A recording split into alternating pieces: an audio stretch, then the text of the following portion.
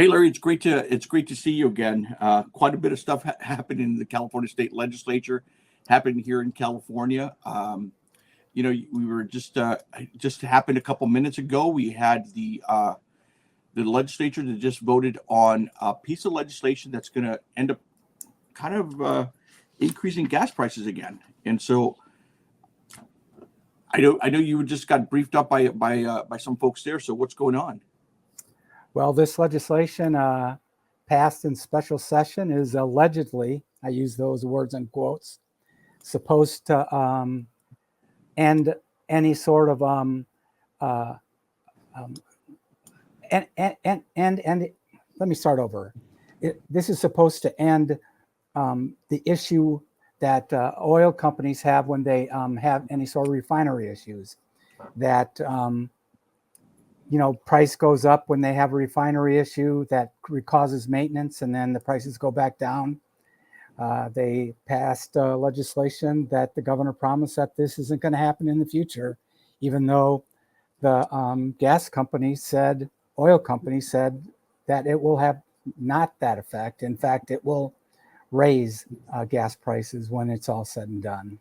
Well, and part of the reason is, so you've got a limited number of refineries. You've got a couple more that have now transitioned because California wants to transition out into renewable, and so you've got a limited number of refineries. You introduce this legislation that just got passed out of the state Senate a few minutes ago, and we're recording this on October 11th, right around 2:15 or 2:20 in the afternoon, and so what it does is it forces these companies, these refineries, to now go and create or build these giant tanks where supposedly they're supposed to hold gasoline in case, whenever they've got it, because California mandates that we go into a winter blend and a summer blend. So when they have to reconfigure their systems, that there isn't some sort of gap in between it. The problem is that all this infrastructure, it's not there. In addition, you don't have additional refineries to be able to go create so much more extra gasoline. And so all those costs will eventually get passed on over to us, in addition to maintaining all these tanks, in addition to adding all that extra gasoline there. And so that itself, you're probably going to end up seeing, and we're all going to end up seeing, an additional cost. But the interesting part in this discussion, so we've got this that's happening. I know the Assembly's is supposed to come back on Monday, and they're supposed to vote on it to go and get it over to the governor, which he's indicated he will sign. But the other interesting thing is that you've got a day or two after this election in November that you've got the California Air Resource Board that is appointed by the governor is going to take up their own piece of regulation that the legislative analyst's office, you've got a lot of different newspapers and reporters have indicated that essentially would increase gas prices by another 45 cents per gallon. Oh. And that vote is supposed to happen a day or two after the election, when a lot of folks aren't paying attention because they'll be talking about whether Harris or Trump gets elected, what happens in the aftermath of that. But I mean, when you compile this on top of that one, this thing looking bananas. I'll guarantee you that when the Air Resources Board does that, Governor Newsom will just blame the oil companies for it, because that's what he does. He lied. I'm sorry, there's no other word to put towards it. He just will lie. This legislation passed today isn't going to lower gas prices. Anyone with a thread of common sense knows that. And look, I buy gas. I hope I'm wrong, but I know I'm not going to be. Will I see gas have ebb and flows over the next months and years? Yes, but it will have nothing to do with the legislation that was passed today. Right. Let me add something else. There's 120 legislators. It'll have taken 10 legislative days for them to have passed this bill. They each get per diem when they're here, at the tune of $214 a day. So that works out to over $256,000 of taxpayer money used just to pass this bill alone. And that doesn't include the transportation costs that they all had to pay to fly up there for those who had to fly. And we all know that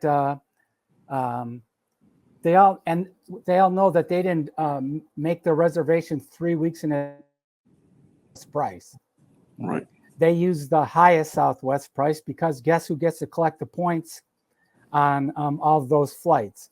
The member or individual, not the state of California. So this is just wrong on so many levels. One more thing I'll add, I watched a clip of the Senate Pro Tem who was asked by Ashley Zavala, and God bless her for at least being able to ask a tough question. They asked why none of them will say no to the governor, even though many of the Democrats who passed this legislation said they had serious concerns on both sides of the aisle.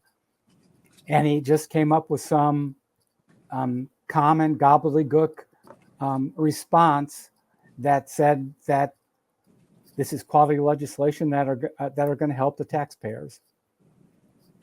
Well, and that's the interesting part. If they go out there and say, we have serious concerns, but we're still going to pass it. How do you do that? How do you pass legislation that you have serious concerns? If you've got serious concerns, then you don't vote on it, or you reject it until those concerns are addressed. But for those of us that know the legislative process, look, they have such super majorities that they can pass legislation any time of the year and have it enacted immediately. So to pass legislation that they know they don't agree with is morally wrong because they always have the votes to pass it when they want. So why not at least pass something that they believe in, that they actually believe will move the needle in a certain direction? That's what makes this thing immoral and disgusting.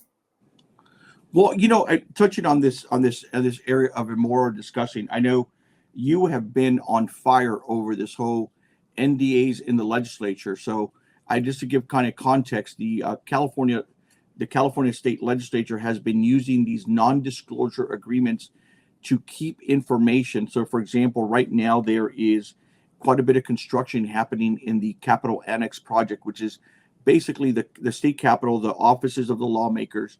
They are out there. They approved money to build this construction, to do the construction. It's about a $1.2 billion funded construction plan that houses the offices of the state lawmakers, the governor and the lieutenant governor. And so this project has been going on. There have been certain questions that have been asked. There's been reports going on that they've been taking some of the rocks or stones, and rather than getting them redone here in California or in the United States, they're being flown to Italy. There's been other questions on the annex itself, on the cost. They've exempted themselves from environmental impact reviews. And the thing that came out to be most striking is that the people who are working on this project or involved in this project are not allowed to talk or to even provide the public with information because they signed all these non-disclosure agreements. Right. And they're elected officials, some of them. And those who are not elected officials are hired by elected officials. This is not a celebrity governor who we once had that people were required to sign an NDA because they didn't want any of his private information to go out because he had literally superstar status. This is literally to hide information from taxpayers. Think about that. This is a Democrat and Republican issue. This project is already twice the cost it was promised. I believe it was supposed to open in 2025. I don't think that they have much of it built yet. The fence is so high around it, you really can't see. And they don't allow drones to go up to take a look as to how far the progress is. And again, another example of our legislature just thumbing their nose at taxpayers, and we're paying for it. And we don't even know what it's going to be. We're just supposed to assume it's going to be something great. And even if it is something great, Hector, that doesn't excuse them from saying it's none of your business on how we're going to spend your tax dollars and where they were spent. You can't tell me that there's not some business in California that couldn't have done that rock work as good as a European country. I'll just leave that there. Right. And well, the thing too is the cost, right? What is the cost? Where's the money going to? Who is it going to? What are the contractors? Is there, it doesn't allow for reporters. It doesn't allow for good government folks to go and investigate, making sure that, that Larry's cousin, Vinny isn't getting a sweet deal contract to do up the piping on the building itself or something else. And so there have been reporters, there have been other individuals requesting information, and lo and behold, I mean, we had this whole thing with the non-disclosure agreement, which I know it caught a lot of folks in the Capitol, in addition to a lot of lobbyists, by surprise, because they had a non-disclosure agreement when they were, and correct me if I'm wrong, when they were negotiating the fast food minimum wage increase. Well, and they were going to exempt Panera, who happened to be a big donor or had some sort of connection over to the governor. Well, it turns out that we just learned this year that they've been doing this for a long time on legislation.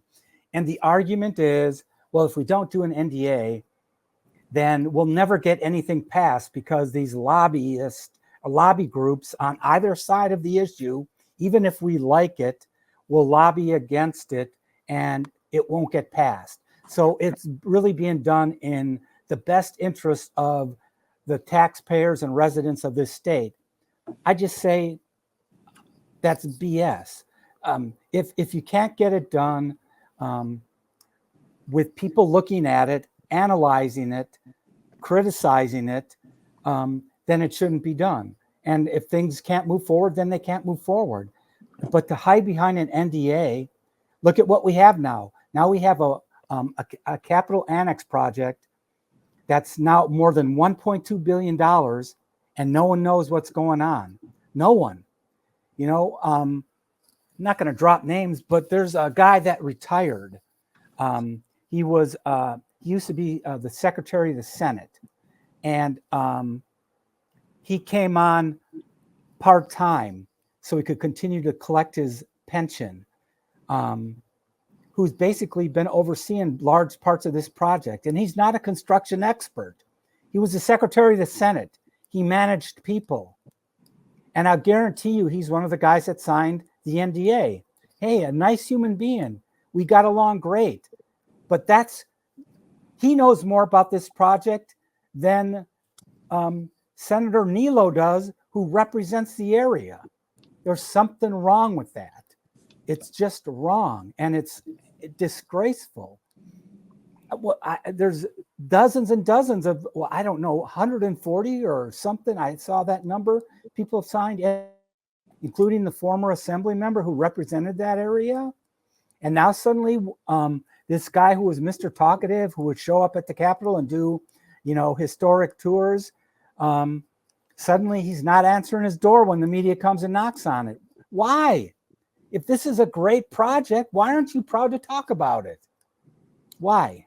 Because you got an NDA, baby. There's an NDA. I just wish someone had the guts enough to break it and at least tell us what's in it. Because if it's not a waste of taxpayer money, then they shouldn't be afraid.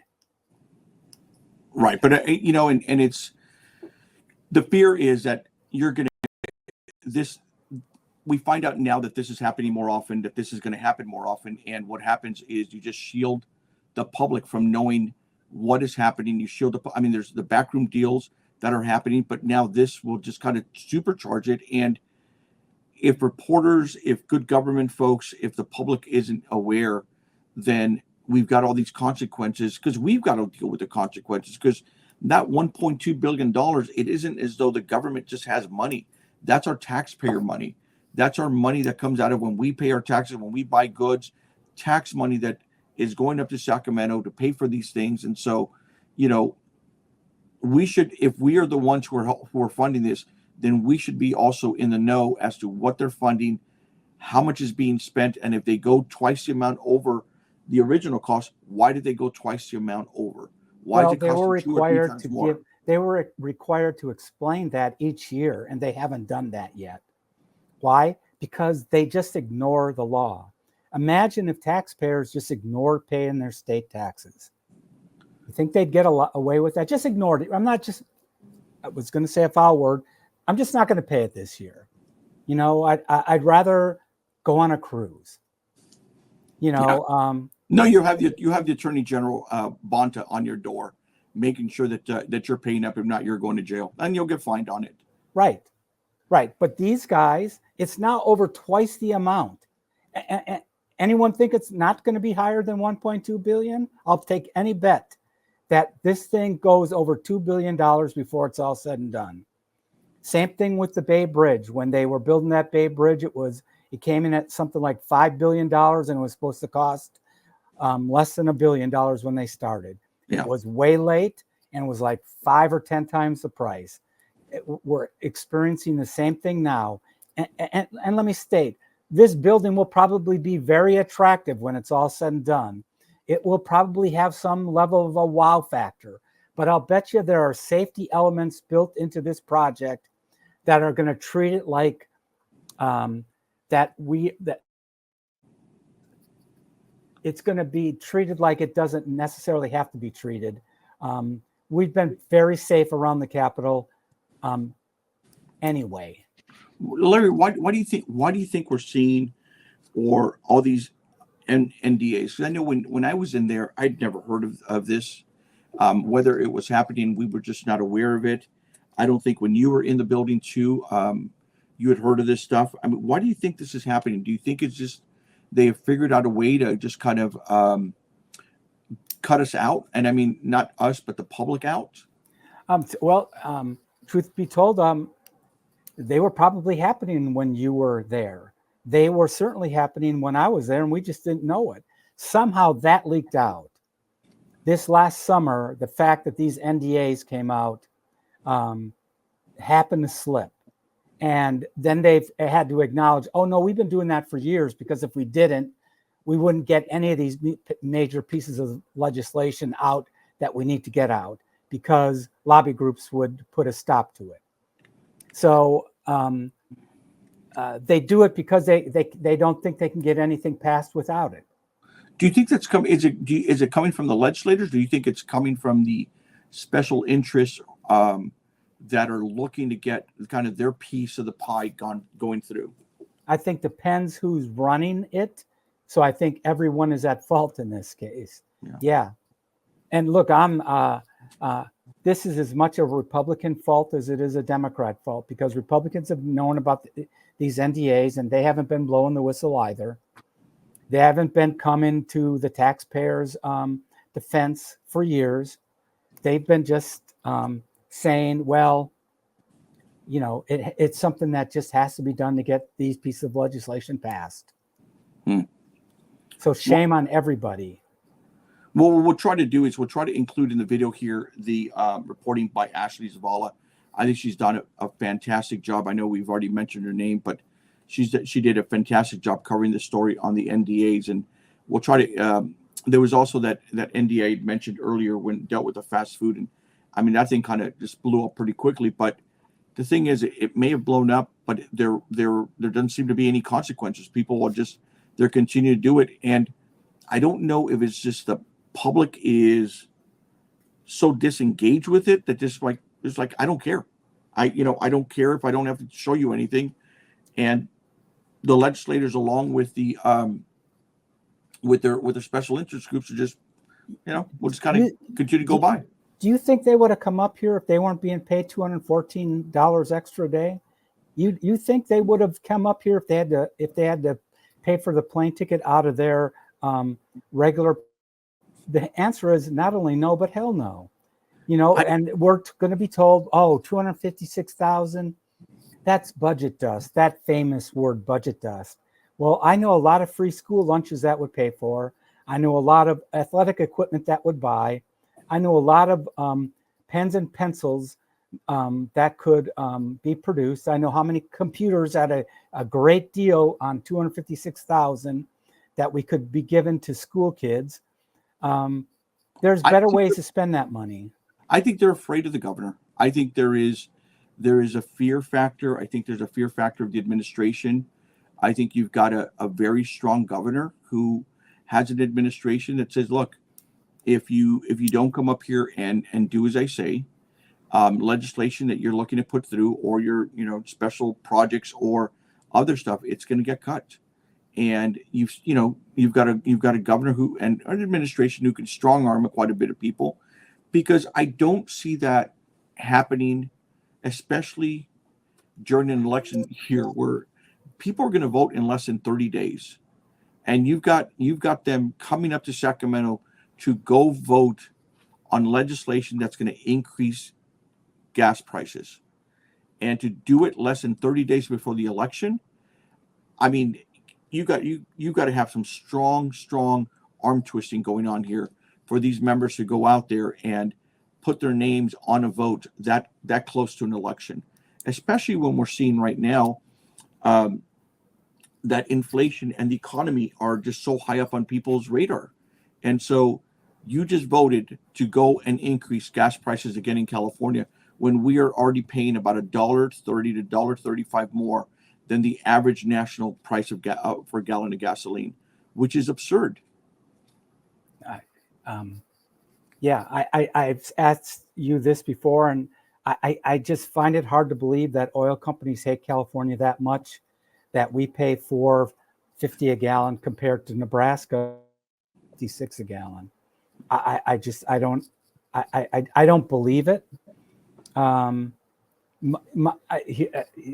little conspiracy theorist is I actually think that they want to just make it so uncomfortable that they just push people into other forms of transportation in California. I think that's the way they do it. I think that's the end goal. I think the end goal is make it hurt so much that you feel forced in order to not be able to drive your vehicle anymore. And I'll just use lawnmowers as an example. Gas-powered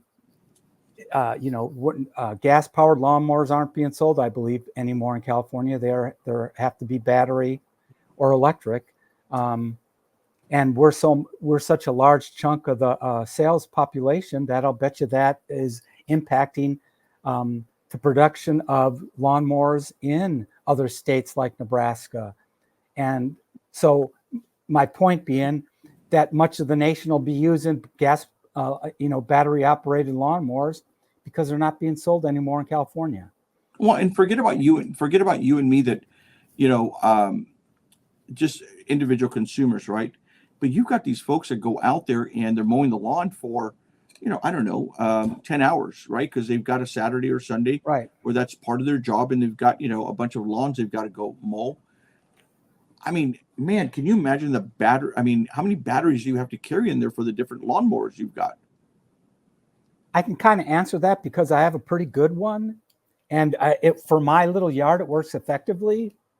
You get about an hour for two pretty heavy batteries to cut your grass. So I have an average 7,200 square foot lot. It takes me 30 minutes to cut, and I use one of the two batteries that come in this lawnmower. I don't mind because, look, selfishly, I kind of like not having to worry about having my gas can's empty. Now I have to run up and get a gallon of gas. But if it were a job, I'd probably need 20 of them a day in my truck, fully charged, ready to go to get the job done. And that's not realistic. Well, you need 20 of those a day to charge, and then you need to charge them overnight for the next job that you've got Sunday. Right. And then the other thing too, I mean, mind you, that's just Saturday, Sunday, but then you've got all the other equipment, right? So you've got the ones that do the trimming and all that other stuff that use batteries too. And so you may have to have, I mean, if it's just, if we're working out there 8 to 9 hours a day, you're probably carrying out there 22, 23 batteries to be able to handle all this stuff. I know we're going to change subjects in a second. And look, I'm all pro-business, and I'm glad to see a lithium battery factory opened up in Sacramento. But I'll make another prediction. In 20 years, they're going to in 20 years, lithium batteries are going to be evil. They're going to have found to do some bad things to the environment that they haven't figured out, just like plastic bags were the savior 20 years ago. And now they're the evil of everything. Yeah. It's just the cycle of everything and how it works. So look, trying to just put common sense in this thing. Look, I feel bad when I take my AA battery and it wears out. I really don't know what I'm supposed to do with it. Yeah, I know. What am I supposed to do when this big old lithium battery that I have in my lawnmower wears out? Just throw it in my trash can? I don't know. And by the way, that's what people are going to do. Let's just not lie about it. You know, we're supposed to take our AA batteries and recycle them. I hope I'm not busting myself out. You're getting Cal Recycle on your doorstep. I'm throwing it in the trash can. Yeah, no, I get you, man. I get you. I don't know. I don't know what happens when you've got all these lawnmowers and the batteries run out, and now you've got 10,000 batteries now at the dump, and then a couple years later now you have 100,000 batteries at the dump. And the thing is, it's not as though it's just your usage of batteries and it's done. It's you'll use it, go through its cycle, and then you'll get another one and go through its cycle, and it's just a constant progression, and there's more and more and more and more. And by the way, Hector, we both have a former coworker who's a lithium battery charger for their lawnmower malfunctioned and it burnt their house down. So there are some unintended consequences that really aren't thought about very much into what these batteries can do and the damage that they can cause. Yeah, you're right. And it'll be interesting to see what Cal Recycle and all them try to do, especially right now. It's newer. They're as they put all these other restrictions, regulations, mandates as to what people are supposed to do with these batteries. I mean, we saw it in the plastic bags. We've seen it on, even like, what's it, composite, right? Like your food, you're supposed to put it in a bin. I mean, right. You've got these condo complexes or townhouse complexes that are dealing with a bunch of maggots because you've got, it's not just yours that you're dealing with everyone else's. Right. And the thing, I understand that it is a benefit for an environment, benefit for society, but I think sometimes we just ignore some of this common sense, and and then they're trying to pick up the pieces later on, just like they've done with the Cal Recycle and plastic bags and just a bunch of other things. It just kind of screwed it up. Right. I mean, we can't run the recycle program, so I look forward to how they're going to run a lithium battery recycling program that'll probably be in the works someday in the future. Yeah. Well, hey, Larry, I wanted to get your thoughts. I want to change subjects around, and right now we've got proposition. We're in the time of voting now. I just got my ballots last week. Yep.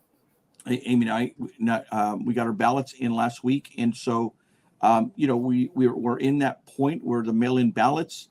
We're less than 30 days until election time, and one particular proposition is getting quite a bit of news because it's by the overwhelming support. And it was interesting. The poll revealed that you got 71% of voters are supporting Proposition 36, which would basically boost penalties for some crimes, partially undoing what was done, which was Prop 47. That was put by the voters and passed by the voters in 2014 that reduced sentences. And the interesting part is we see all these these robberies of the 7-Eleven stores. We see people breaking into CVS. I know in parts of San Francisco and various stores, everything is now behind protective glass. in order for you to go and get some of these products. And so I think you've got, which is a tremendous amount of support. The governor of California is against this particular proposition. He has gone out and said the last thing we need to do is reincarcerate everyone. So he's opposed to it. But then again, he also says, but I don't see how we end up fighting against it. And so, well, he's fear mongering to try to get people to vote no, claiming that this was going to be another example of incarcerating young Black and brown men primarily, like we overreacted in the 90s, and we did, and we fixed it with legislation. Those things. I'm not saying that there aren't problems in the social justice system that don't need to continue to be worked on, but it's not what it was. But he's claiming that passing this will take us back to those days. And he was asked an interesting question. He asked then, why does Mayor London Breed support Prop 36? And he got a look on his face and just said, well, you'll have to ask her. Yeah. Don't want to answer for the good mayor of San Francisco, but I'm guessing she supports it because she is sick and tired of what she has seen go on in her city, one of the great cities in this country. And people are, in fact, sick of what they're seeing and think that people who commit these sorts of crimes need to go to jail and prison for a length of time. Well, and you've got 71% of the population, which the reason we're talking about it is because, I mean, that is a huge number by which to start. I mean, you get a lot of these that will get past 55 to 45. You get some that get past 53% or 56%. But I mean, when you see a number that is 71%, that means you've got a large portion of Republicans, a large portion of Democrats, and a good portion of independents that have come out and said, enough is enough. We're making a change. And something this dramatic of a number, it raises eyebrows. You've got a lot of reporting that has been happening with this, and you've got the a lot of the folks that are, lack of a better word, they're lobbyists or they're friends of people who are incarcerated that don't want any of this, because it's like, hey, let these crimes happen, and let's not fill up our prisons. But there's enough of people, the population, that said, I'm done with this. I'm done seeing what I'm seeing on TV. I'm done seeing what is being done when I go to the store and I see people just going in, robbing the place, and then taking off with no consequences.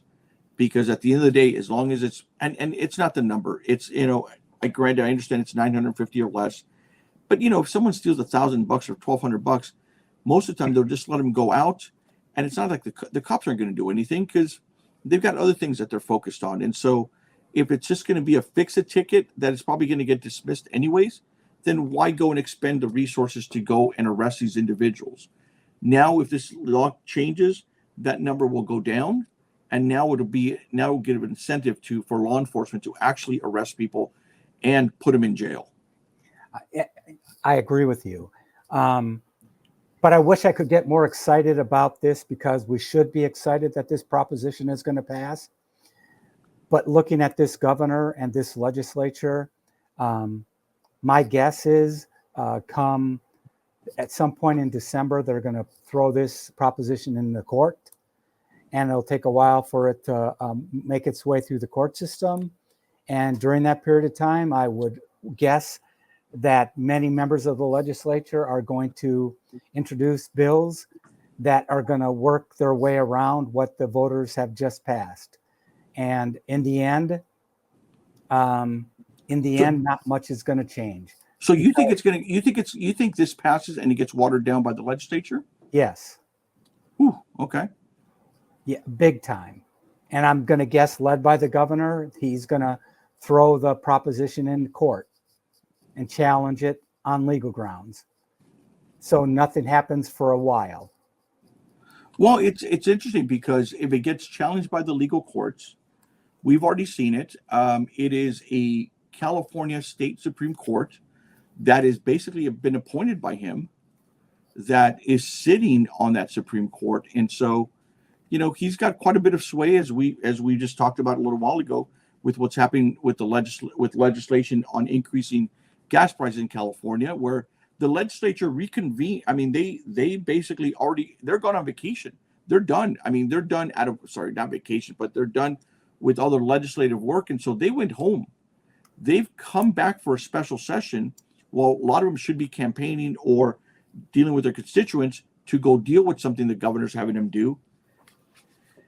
Now, once if this proposition gets passed, Larry, you're saying that he's going to go out and first of all challenge it in court. If then he's also going to look at other legislation. I mean, if it ends up making its way through the court system and it lands on the California Supreme Court, he's got a lot of friends there too. Even if he doesn't challenge it in court, they're going to legislate around it, guaranteed. They've done it every other time when it comes to crime bills. This is a soft on crime legislature. Why do you think that is, though? Why do you think? Because there's a fear of putting someone who might be black or brown in prison. It's just that simple. And so we're scared, and they're scared. And again, how I've changed at my core at some level when it comes to social justice. Yeah. And I think that we have a lot of issues that we need to work on. Yeah. But it's based on that fear that they're just gonna introduce legislation that is gonna keep those who offend from going to prison. And by the way, I'm a supporter of this proposition, and I've seen enough. Do you think it's that's interesting. I mean, the idea that that you've got legislators that are afraid because there happen to be, whether it's black, brown, or anything else that ends up going into jail because they've committed a crime. I think we've gotten to the point, or I think we should be at the point where if you commit the crime, then then you've got to do the time. You break the law, then you should be going in. And whether it's for 10, depending on the crime, right? Whether it's 10 days or 2 years or 15 years. And I understand there's the statistics and the numbers that say there's a higher percentage of certain groups that are in there. But I don't know. I look at it as, and maybe it's just, with my immigrant parents it's like, don't get yourself in trouble. Don't get yourself in trouble. And if you do, you're going to have to deal with the consequences. And so, I don't know, it seems as though, and I have, it's been interesting on my part to see that over the last 5 to 7 years, how much growth there has been for individuals who are incarcerated. And they've got lobbying groups now that on their behalf. Right. They have people that are organized to go and reduce their sentences, reduce the crimes themselves, and the number and the time that they've got to be in jail or in prison. I mean, you've even got lobbyists that go out there and fight against, and Shannon Grove, bless her heart, that fight against Shannon Grove and her legislation to make the human trafficking of a minor a violent felony. Right. And they go out there and argue this stuff. For the same reason, because they're afraid it might put someone of color behind bars. And I understand their theory, but it's not practical or real. And when it comes to these Senator Grove's legislation, the victims are most of them are people, young ladies of color who have been victims of these crimes. So sometimes legislation has to be colorblind, and we have to look beyond that. And like you said, if you're brazen enough to come in as a gang of 10 and try to overpower a store to steal everything in it, and you get caught, you should do whatever that penalty requires you to do. And the 71% says the residents of California, many of whom are black, because the 71%, a good portion of them are brown and black people, have indicated they're sick of it too. Well, they're joining you, Larry, who's white, that they're sticking of it too. Yeah, you got the Yeah. minorities joining you on this thing. And I just hope that this proposition passes and that people do not try to legislate their way around it. But I don't have great faith. We see how sneaky they are with NDAs. So I don't have great hope in. I don't have great hope that we're going to see a reduction in this sort of crime. Do you think that the pendulum has swung a little too hard one way, and now you're going to get? So let's say you've got this Proposition 36. Do you think there may be other propositions that are going out there that, or other measures to try to strengthen up the crime, or just kind of, or put a lid back on what people perceive as lawlessness? You know, we see. You know, it's funny. We get statistics from these politicians and say, no, crime is down. No. This other crime is down. No. The numbers that the things that you're looking at, while it's horrible that you see on TV, but in reality, things are better now. And do you think you're gonna continue to see strong legislation against that's looking to increase penalties, or do you think we're gonna kind of go down the road of like less incarceration? I think we'll have to wait and see. We've had discussions of this before, and it's for at some point a deeper conversation. The support of this proposition should mean we should be getting a lot more. There should be a lot more Republicans being elected in both the Assembly and Senate, but that's not happening. And the reason for that is for a different day and for a different conversation. But because we're not going to have a red wave, the people and Democrats have such a super majority. See, moderate Democrats can be mad, but there's still 41 Assembly members and at least 21 senators that are going to whittle their way around Prop 36 and pass it, so that the impacts of Prop 36 are minimal at best. And until we get a more balanced legislature, we're going to continue to see that. Well, I think you're getting this sea change, right? Of 71% of the voters supporting Proposition 36. I think part of it also has to do with what they're looking at immigration, what they're looking at millions of people coming across the border with no consequences. I think people are just tired of seeing what they view as lawlessness. You see on TV. It was funny. I think it was 2 days ago, 7-Eleven came out and gave $1 million to this proposition because, right. And mind you, there've been a couple break-ins in 7-Eleven over the last couple of weeks, and so they went out and donated $1 million. Say, hey, get this proposition passed.